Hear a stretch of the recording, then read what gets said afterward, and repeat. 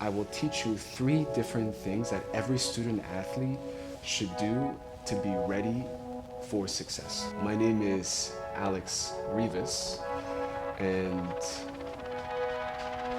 I wanted to share some things.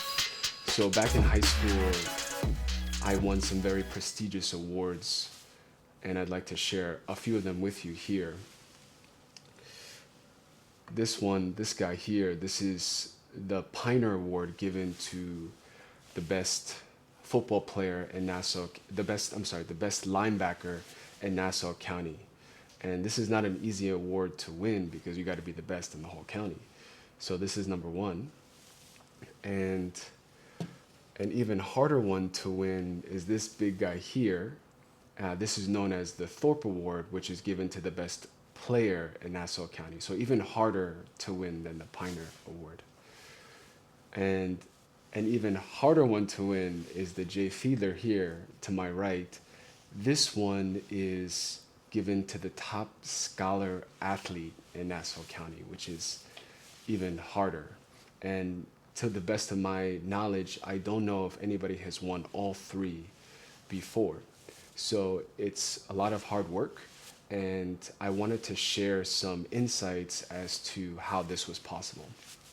Now, one thing I would like to say, even though my name, Alex Rivas, is here and here, I have to say that when I see these, this is not just an effort from me by any means.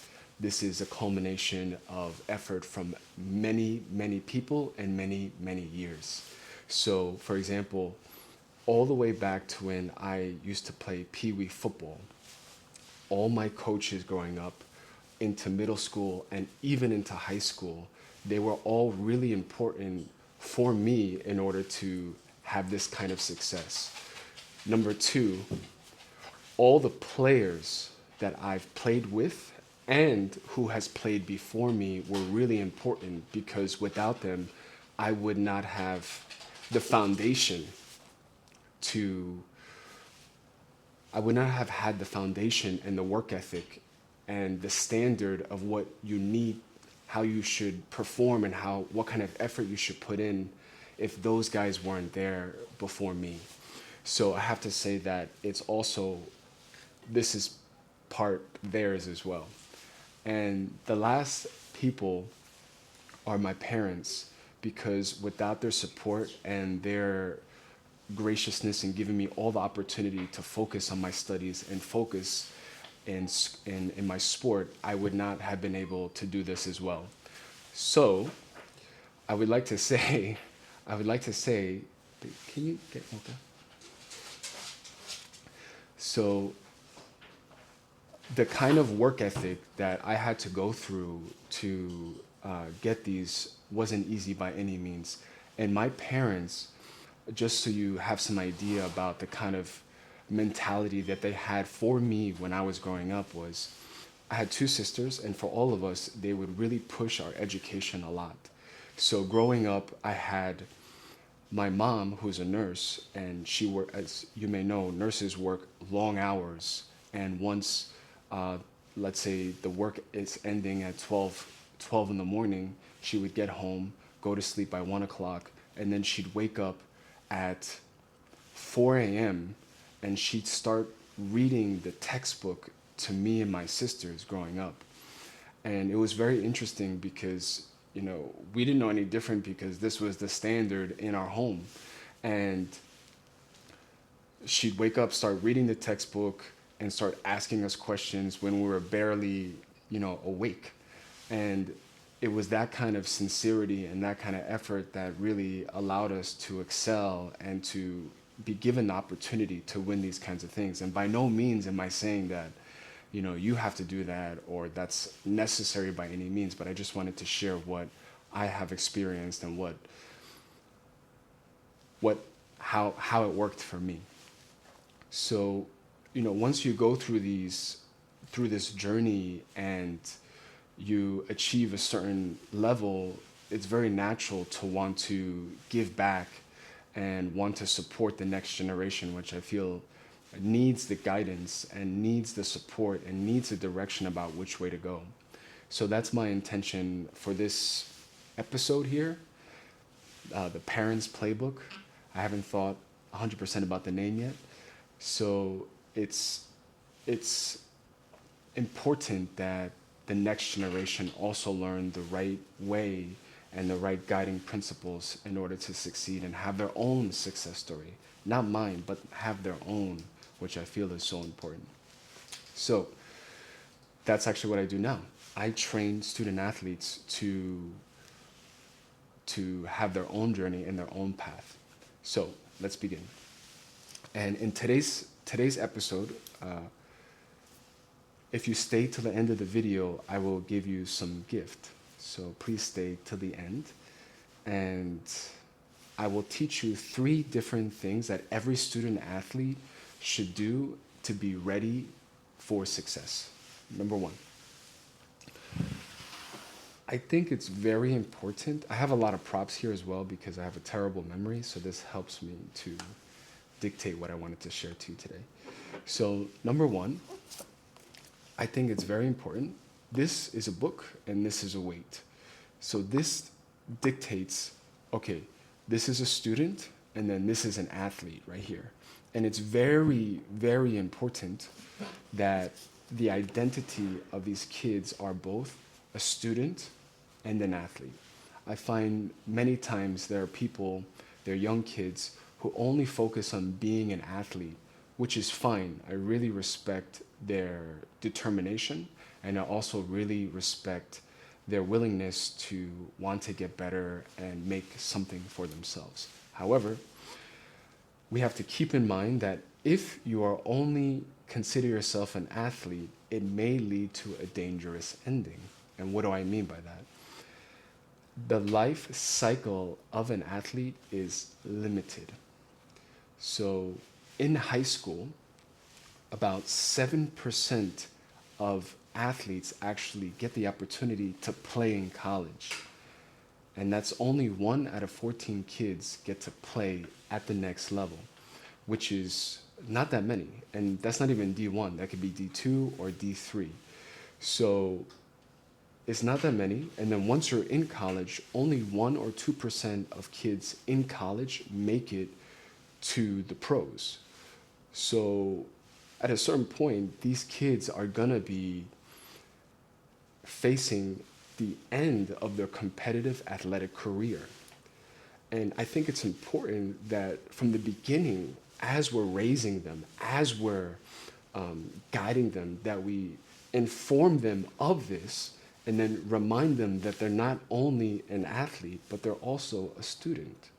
So first and foremost, they are student athletes, not just athletes. And that's something that we really have to share and empower them with so that they can have a healthy and well-rounded life. So number 1, student athlete. And I'm gonna teach you 3 different things how every student athlete can get ready for success. And I'm gonna show you with visuals so that you can remember at the end of this episode, because we need to be able to apply this to our life. So the first one, you can bring your hand on your belly, and then the first one is called eat well. So every student athlete should eat well, and I think it's very obvious to many people. It's obvious to maybe everyone. However, it's not easy to do so. So very basic, every student athlete should eat 3 meals every single day. 3 meals. And I know training many athletes right now, it's not easy to do that because sometimes in the morning, they're not hungry. Also, sometimes during the day, maybe they didn't bring food. And then sometimes at nighttime, so many things happen. But it's really important for them to be successful. They need fuel, the proper fuel in their body in order to succeed. Now, I have this here to remind me to tell you, every student athlete, they come to me and they say, oh, Coach Alex, what kind of supplements should I take to be bigger and faster and stronger? And I always respect them, and I always feel very proud of them because they are putting in their effort and they want to get better. But I always remind them at the same time, these protein shakes and supplements are exactly that. They supplement an already existing healthy diet. Meaning, if you only just have protein powders and this and that without having a basic healthy diet, it's going to do very little for you. So the foundation of eating well, just 3 basic meals, and making sure that that is in check first before you even go to the supplements is really important.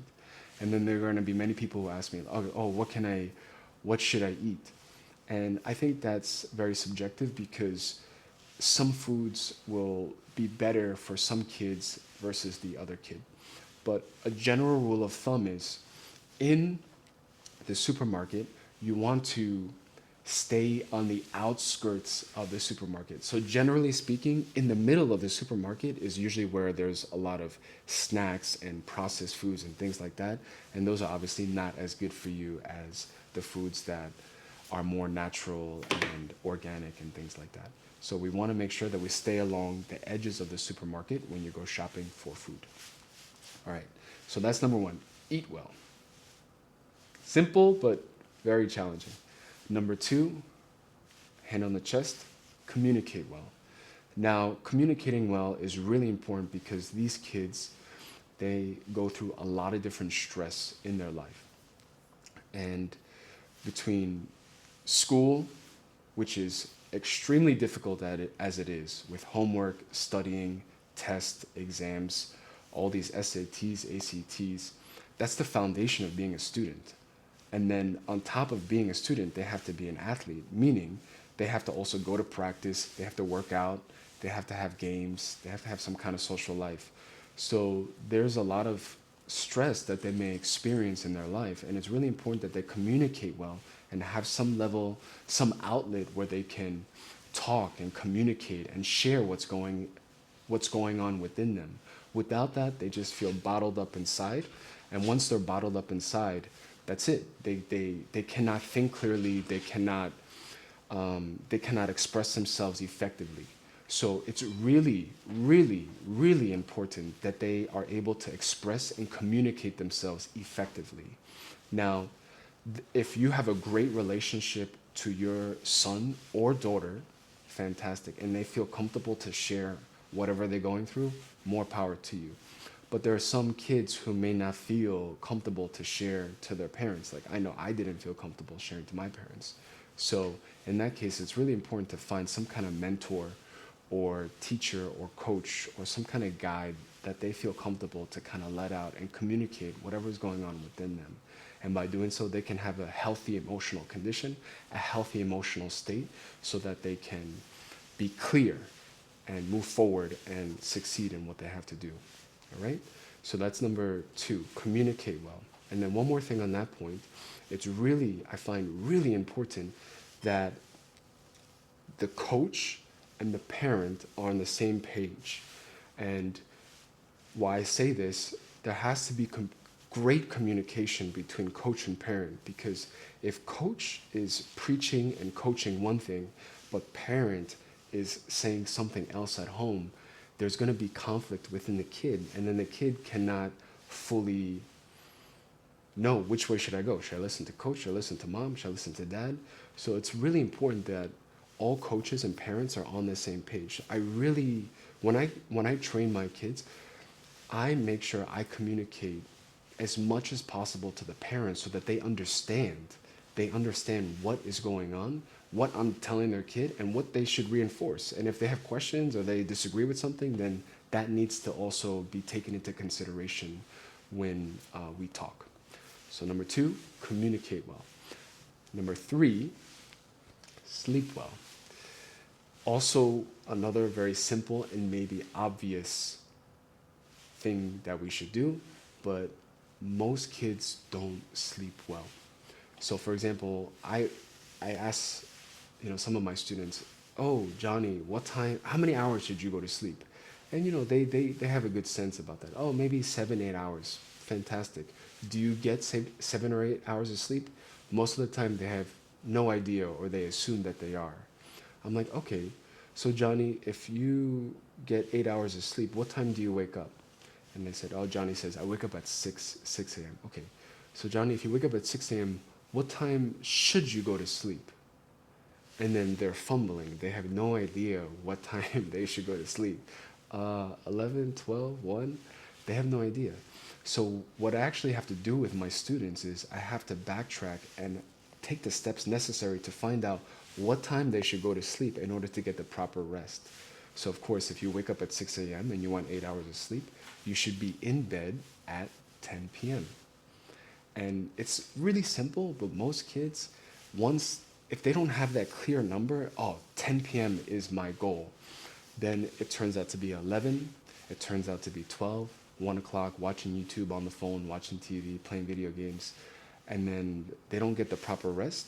They wake up groggy, grumpy, emotional, and then their cognitive ability is completely lowered down, which affects obviously the physical performance, and it's just bad news bears. So it's really, really important that they get the proper sleep. So again, let's recap. Eat well, communicate well, and sleep well. And very simple, but there's a lot to uncover in each single one.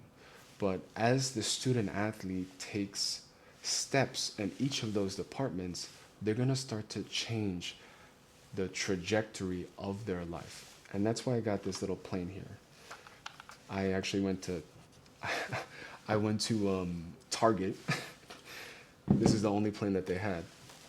So basically, when an athlete just mindlessly lives their life, they just go at one level like this, not sure what the direction is. When you start to implement both the eating well, communicating well, and sleeping well, very simple things, you start to change the angle of your trajectory. So over time, as you continue to practice, you actually start to elevate to a new level. Now, once you're at this new level, you're in a much different space than if you didn't do any of those at all. So we should not underestimate the decisions, the small decisions that we make that are gonna make a huge difference over the long term. And this is something I really try to enforce to all my students, that every small thing that you do for yourself, it's gonna put you in a different spot. So that's why it's important to focus on these details, especially if you want to be successful.